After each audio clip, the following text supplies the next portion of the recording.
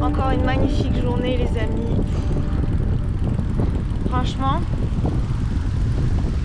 ça aurait été tellement long s'il avait plu. Programme de la journée, 40 km pour me rendre chez Hans-Peter. Je vais le visiter, il vit en tiny house depuis plusieurs années. C'est un des pionniers à vivre en tiny house en Allemagne. Il vit au début de la forêt noire et il m'accueille pendant 2 jours chez lui. Donc je suis bien heureuse d'aller le visiter. C'est trop chouette. Donc nous sommes sur le chemin. Et là tantôt j'ai roulé sur du verre. Et après je me suis dit merde putain j'ai roulé sur du verre. Genre il y avait une bouteille éclatée au sol. Et franchement ça a l'air d'aller. Ah ça me stresse. Putain mais les marathons, je suis sûre qu'ils vont tenir le coup. Franchement c'est ouf ces pneus. Incroyable. Peut-être il faudrait mieux que je me taise mais ça a l'air fort correct.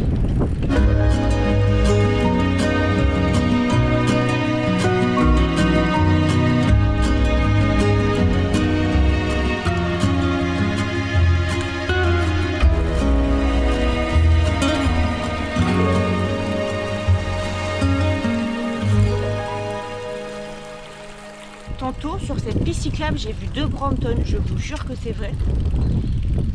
Et j'ai dit oh des Brompton. Mais je pense que les gens de loin ils voient pas que j'ai un Brompton parce qu'il est un peu j'ai fait plusieurs updates donc de loin, puis avec le gros sac à l'avant, le petit bag on voit pas trop. Alors je suis toujours triste parce qu'ils s'arrêtent pas. Je dis ah un Brompton, ils sont déjà passés. Je peux pas me faire des nouveaux amis Brompton sur la route. Mais moi j'en veux plein d'amis Brompton.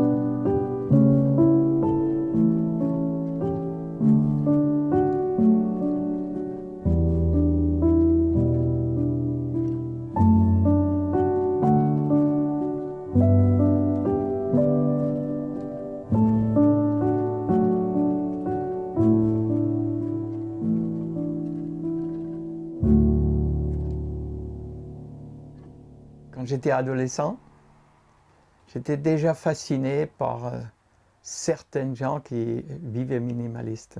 Tout ça, même la vie monastique, ça m'a fasciné. Et à l'époque, on habitait à peu près à 600-800 mètres du Rhin, près de Bâle. Donc je pouvais aller à pied au Rhin. Et ça m'est arrivé d'amener un petit quelque chose un petit bidule, quelque chose que j'aimais bien chez moi, et de l'amener au Rhin et pour voir qu'est-ce que ça me fait de le jeter. dans le Rhin. Moi, j'étais intrigué, qu'est-ce que ça me fait de lâcher des choses. Et j'ai l'impression que dans toute ma vie, je suis toujours demandé de lâcher. Ça m'est arrivé avec une séparation, ça m'est arrivé avec la maison aussi, ça m'est arrivé avec le tiny où je ne peux vraiment pas amener tout ce que mes collections et tutti quanti.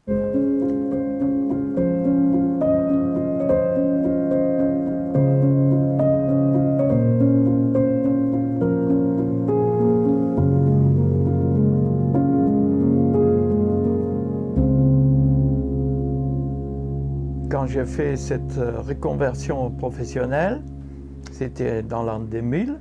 J'ai fait la menuiserie ébénisterie.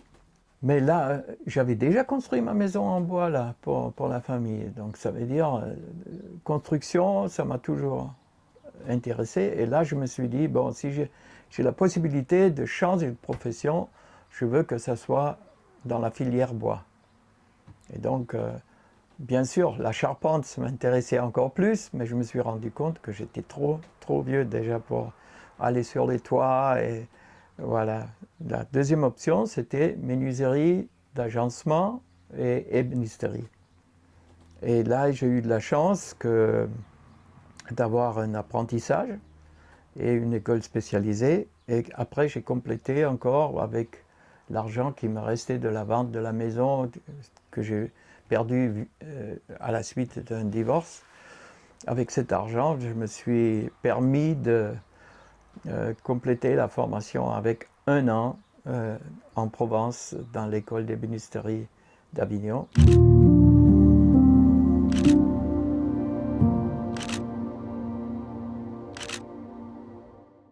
Pour toute la maison, ça a pris un temps fou. On a travaillé le jour, souvent, et le soir, avant de me coucher, j'ai fait des recherches sur Internet. Et chaque fois, j'ai trouvé des solutions, mais ça a pris un temps fou. Aujourd'hui, l'Internet est plein. Si quelqu'un veut construire aujourd'hui une tiny house, il y a X trucs, aussi des workshops, il y a aussi de la littérature, il y a aussi des vidéos explicatives, tout ça. Mais ici, il n'y avait rien. En 2013, 2014, même 2015, personne ne savait qu'est-ce que ça représentait. En Allemagne, par exemple, j'ai expliqué, je ne sais pas combien de fois, qu'est-ce que c'est un tiny house. Les gens n'avaient aucune idée qu'est-ce que c'est. Surtout une tiny house sur roue. J'ai terminé la tiny house ici, sur cet emplacement-là où je suis actuellement, parce que dans l'entreprise de côté, j'avais loué un local pour mon atelier bois. Et donc j'avais à quelques pas d'ici, je pouvais travailler. Et en plus, il y avait le courant là. Et le chef de l'entreprise ici, il m'a dit que tu peux rester là, tu peux construire, tu peux même y habiter, tu fais partie de notre famille. C'est très sympa, très sympa.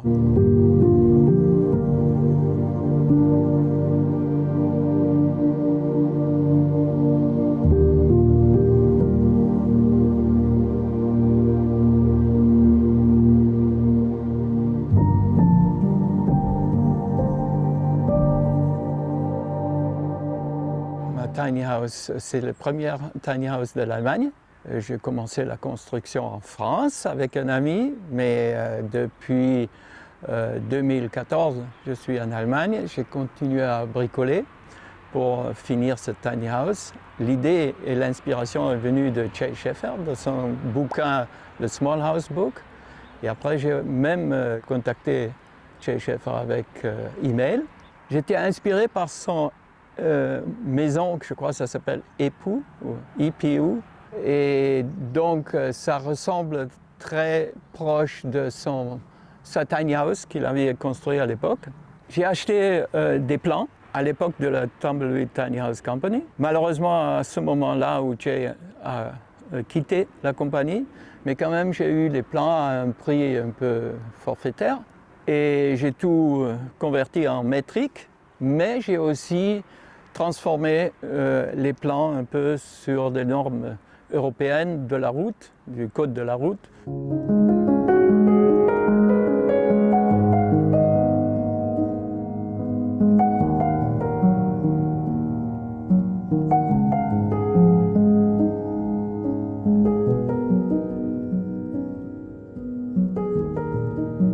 À l'époque, il n'y avait pas de tiny house remorque qu'on pouvait acheter. Donc j'ai acheté une remorque pour transport de voitures et j'ai transformé de la façon qu'on puisse construire une tiny house. C'est pour ça que cette tiny house n'a que une longueur de 4,20 m, 2,50 m, 2,55 m de large, ce qui fait qu'à l'intérieur, il n'y a que 8 mètres carrés au sol.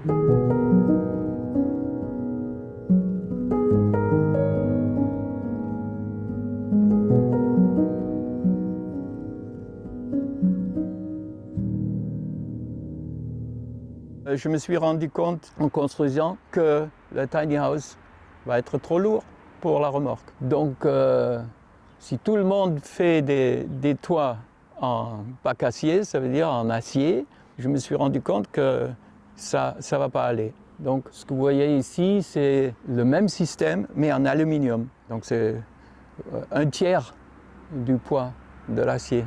Et je suis très content de cette construction. À l'époque, quand on a commencé à construire avec un ami en Auvergne, on a commencé 3 mois. On voulait faire une série de ce tiny house, mais donc ça c'était prévu comme prototype. Et on est tombé sur un marchand de bois et on a trouvé une pile de cèdre rouge du Canada. Et comme c'est le bois le plus léger et le bois qui est le plus résistant, mais comme vous voyez, ça fait maintenant 3 ans ou 4 ans qu'on a passé un système de peinture là, qui vient de Norvège et ça n'a pas donné vraiment. Ça n'a pas tenu dans le temps. C'est en train de se défaire. Et il faut que je rénove la façade.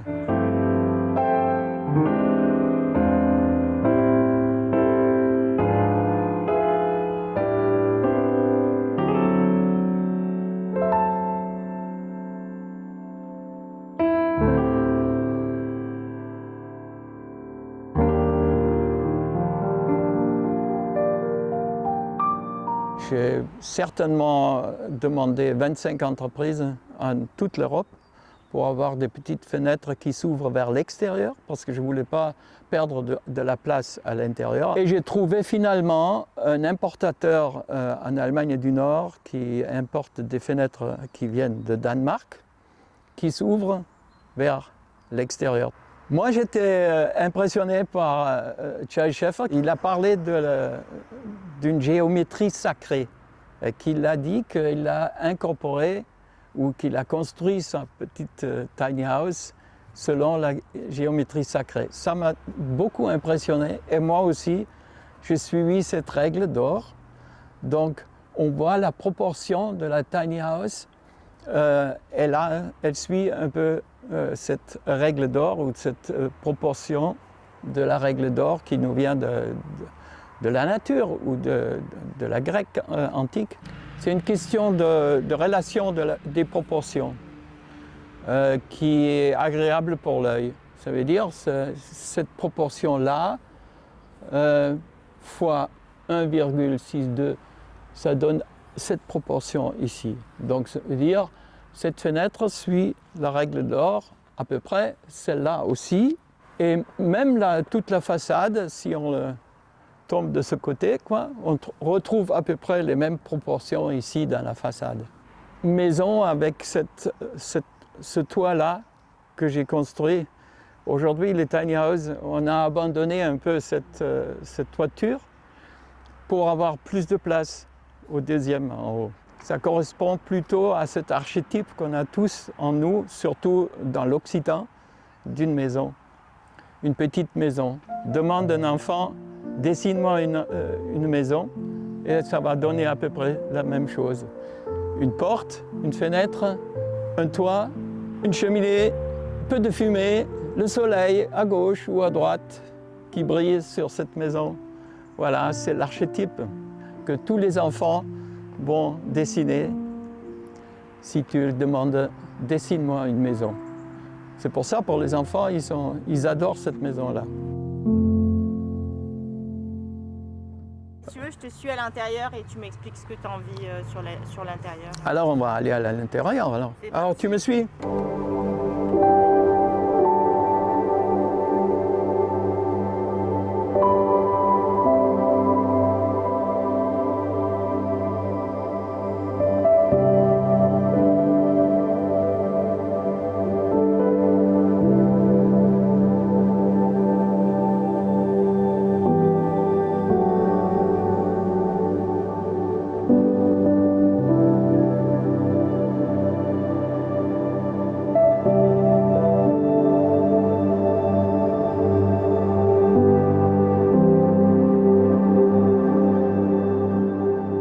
Voilà, c'est l'intérieur de ma tiny house. Elle est vraiment tiny.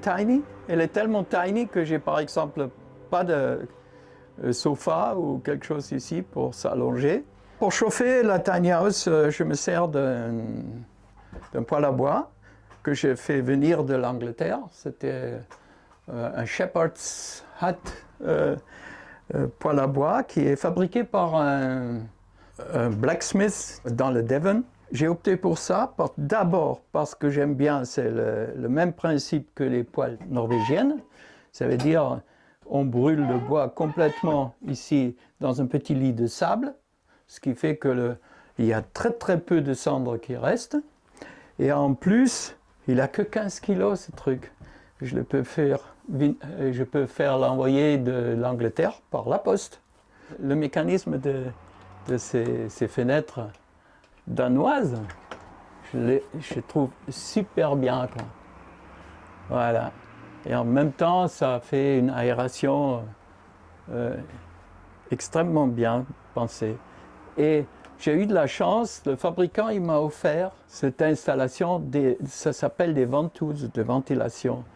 Ça veut dire, même fenêtre fermée, on a ici une espèce de ventilation où l'air frais peut rentrer. Et ça marche un peu comme un stylo à billes. Tu pousses, voilà, ça va dehors ou dedans. Ça, c'est intéressant, ce truc-là. Ça, c'était un bureau que je trouvais à côté de la route qui allait aux ordures. J'ai vu un bureau. Donc il y avait les deux côtés du bureau et le milieu, voilà, et une plaque dessus, et c'était à côté de la route. Et je demandais les gens dans la maison, j'ai dit, est-ce que je peux le récupérer? Ils ont dit, d'accord. Donc, c'est ce que vous voyez ici, c'est un côté du bureau, et ça, c'est l'autre côté du bureau que je récupérais ici pour faire, voilà, cet ensemble de tiroirs. Ça s'ouvre comme ça, quoi. Et ça s'ouvre ici. Voilà.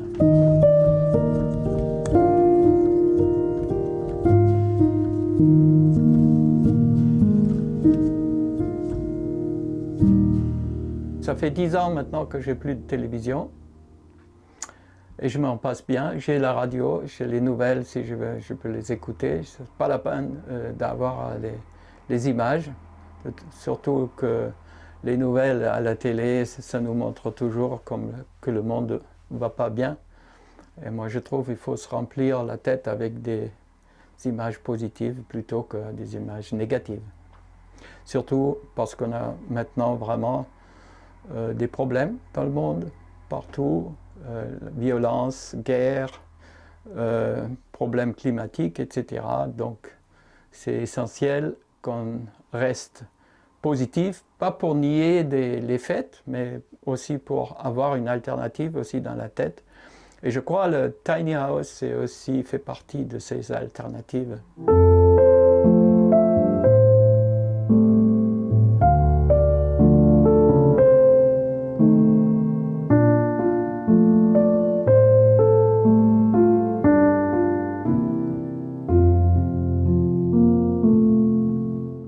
voyez ici, c'est la cuisine, et en plus, elle a un peu l'aspect d'une cuisine paysanne, quoi.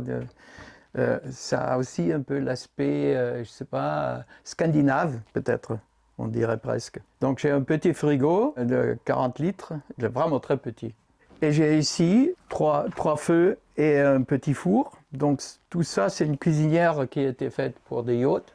Jay Schaefer, dans sa maison, qui était à peu près 60 cm plus court que celle-là, Jay Schaefer, il a 2 feux, un petit évier, et c'est tout. Et je ne crois pas que Jay Schaefer était un grand chef, quoi, et qui aimait beaucoup faire la cuisine. Moi, j'aime bien faire la cuisine, et je me suis dit, dès le début, il me faut un peu plus de place.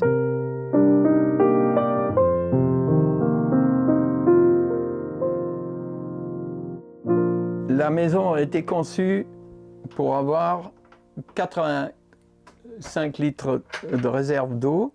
J'ai une grande réserve, un réservoir là. Je ne m'en sers pas actuellement. J'amène l'eau à proximité. J'ai la possibilité de chercher de l'eau. Et là, je remplis cet récipient là 2 fois par jour. Donc ça veut dire c'est à peu près, j'utilise entre 6 et 10 litres par jour d'eau.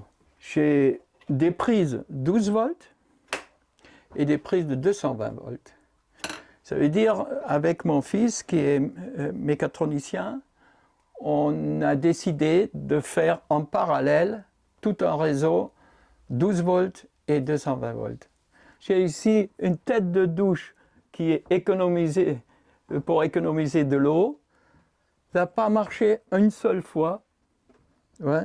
Je ne me suis jamais servi parce que j'ai la chance ici, justement, à quelques mètres, d'utiliser une douche en dessous de cette entreprise. C'est pour ça, c'est de la chance. Mais de l'autre côté, ça veut dire, ça c'est devenu mon débarras. Et la toilette sèche qui était prévue ici, je ne l'ai jamais utilisée. D'ailleurs, elle n'est pas encore tout à fait finie. Bon, voilà. Tu vois. Excuse-moi. Bon. Ça, c'est un peu... Oh, on ferme. Comme ça, on ne la voit plus.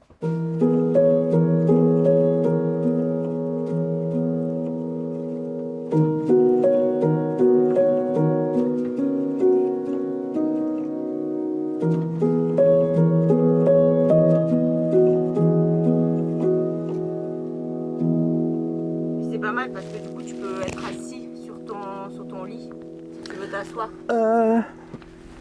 Oui, mais je m'assois presque jamais, quoi. Mais là, je peux... Ça va, hein? C'est la bonne hauteur. J'en ai pas besoin de plus. Bien sûr qu'il y en a d'autres qui ont des lucarnes, là, qui sortent comme ça, quoi. Et tu as la lumière encore latérale, parce qu'il y en a des gens qui ont ici des fenêtres.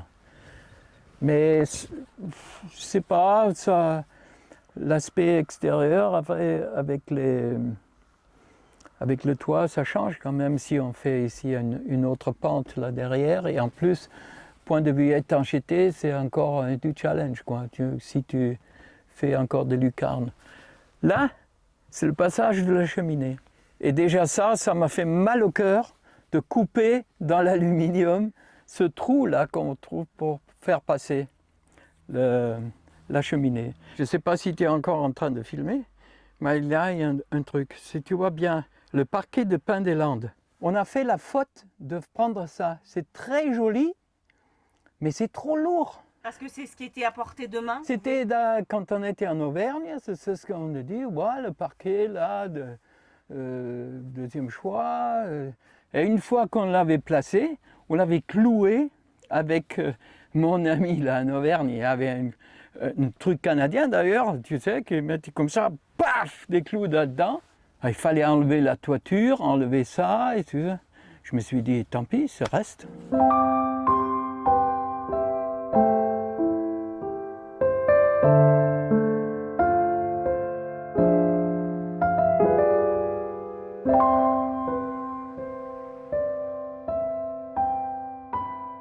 Au début, j'ai commencé à collectionner toutes les factures. Et j'ai un peu suivi. Après, j'ai abandonné. Après, j'ai eu aussi des sponsors. Par exemple, là et aussi avec le tuyauterie pour le poêle. J'estime à peu près entre 20 et 25 000 euros qui sont allés dans le matériel, sans compter les heures de travail, c'est bien sûr.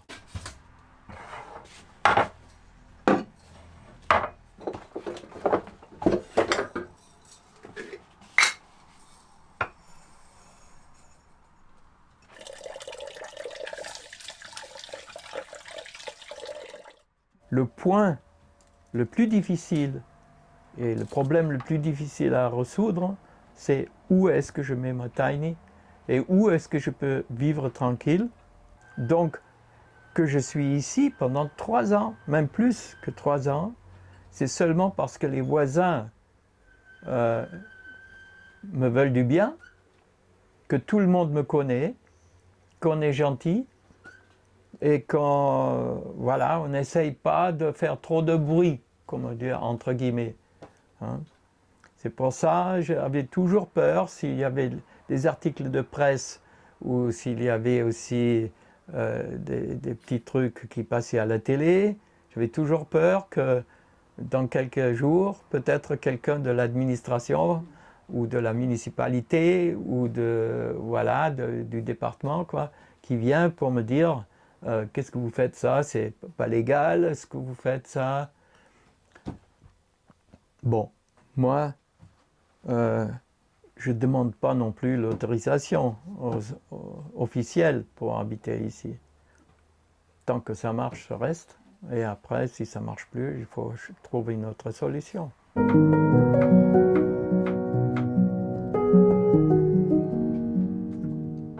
Tu as vu une évolution niveau réglementation? C'est comment? Qu'est-ce que tu en penses? C'est vrai que ça bouge actuellement en Allemagne, grâce aussi justement parce que le mouvement Tiny House aussi ici explosé. Quand moi j'étais dans la presse, il y avait de temps en temps quelqu'un qui a essayé de me contacter. Et donc ils m'ont contacté, ils ont dit, moi j'ai construit aussi une tiny house, ou je suis en train de construire une tiny house. Donc comme ça j'ai trouvé quelqu'un qui a commencé l'année après moi. Mais on est devenus amis, et lui avait l'idée de fonder un groupe Facebook qui s'appelait Tiny House Deutschland. Ce groupe existe toujours. À l'époque, on était une quarantaine d'abonnés, quoi. Après, on était 400. Aujourd'hui, ce sont 70 000 abonnés.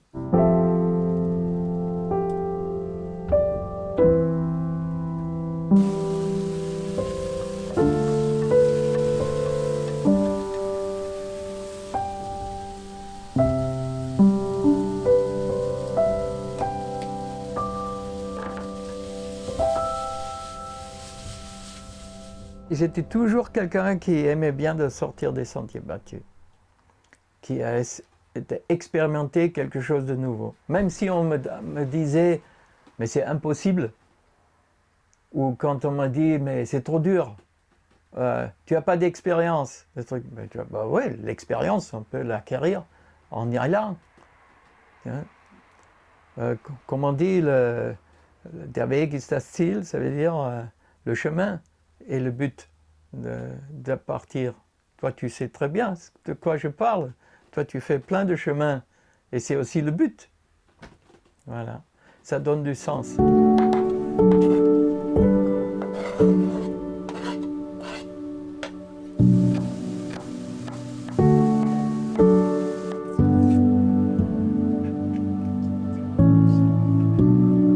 À mon avis, la tiny est quand même une petite pièce de puzzle pour rendre le monde un peu mieux, meilleur qu'avant.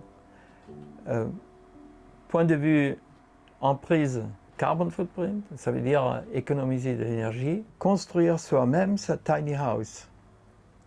Ça change la vue aussi sur cette société de consommation. Pour moi, c'était vraiment frappant. J'ai commencé à construire, ou continuer à construire ici, sur cet emplacement-là. Et je me suis rendu compte, en faisant des courses dans le supermarché, que j'étais tenté d'acheter une ou l'autre chose.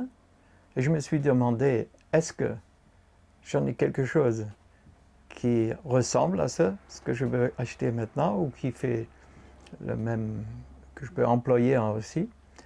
Est-ce que j'ai de la place? Est-ce qu'il me le faut vraiment? Quand ça m'est arrivé pour les premières fois, je me suis dit, mais c'est bizarre ce qui m'arrive.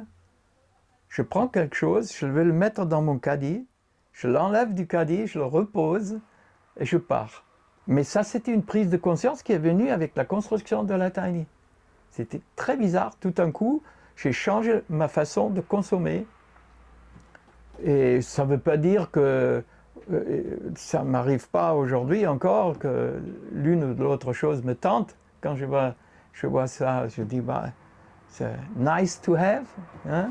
Mais je me dis, ouais, nice to have, mais have, ça veut dire de l'avoir, d'avoir de la place. Pour voyager léger, c'est pas ça, hein?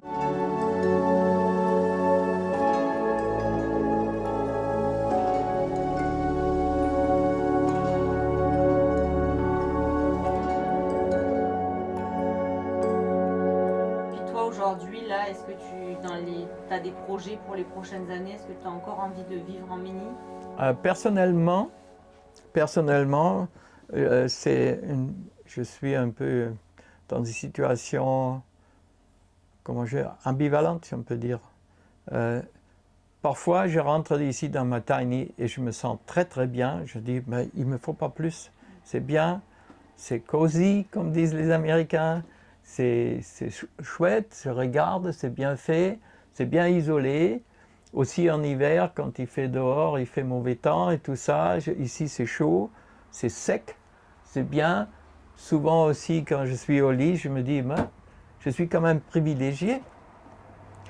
Mais il y a aussi d'autres moments où je me dis, ben, une maison de 40 mètres carrés, ça veut dire 5 fois plus que ça. En superficie, ça me fera du bien quand même aussi. Je m'entourerai de la place pour des bouquins, de la place peut-être une œuvre d'art sur le mur. Ici, vraiment, il ne reste pas grand-chose.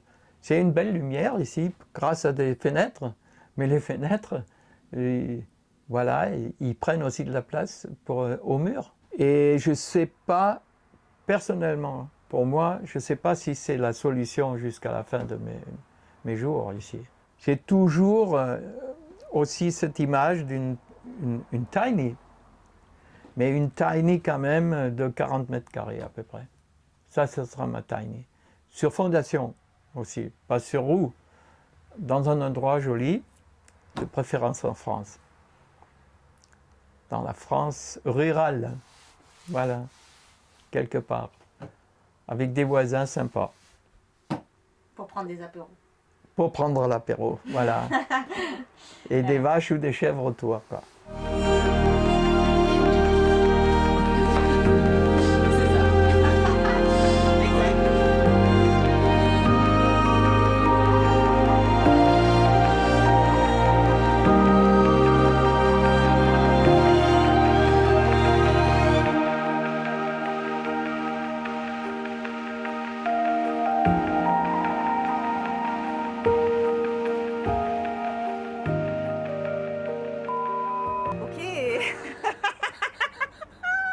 Ok, commence. Okay.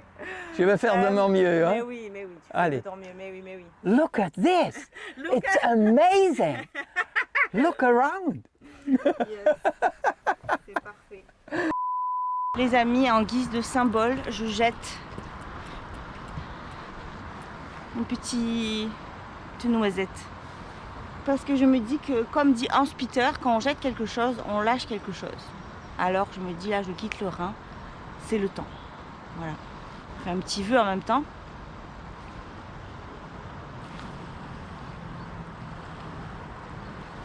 Voilà, c'est fait.